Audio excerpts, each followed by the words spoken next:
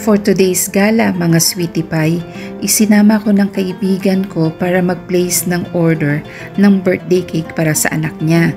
Dito lang yan sa DoubleTree by Hilton sa Alsad area.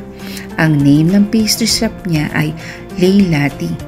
Arabic po tong pastry shop niya na ito, pero maniwala po kayo, meron po siya ritong pambansang tinapay ng Pilipinas. Walang iba kundi ang pandesal. Meron pong 6 na flavors ang kanyang pandesal at lahat po yun ay masarap. Wala po kayong tulak kabigin. Sure po, yan po yung sinasabi ko sa inyong pandesal. Medyo costly siya pero worth naman po talaga.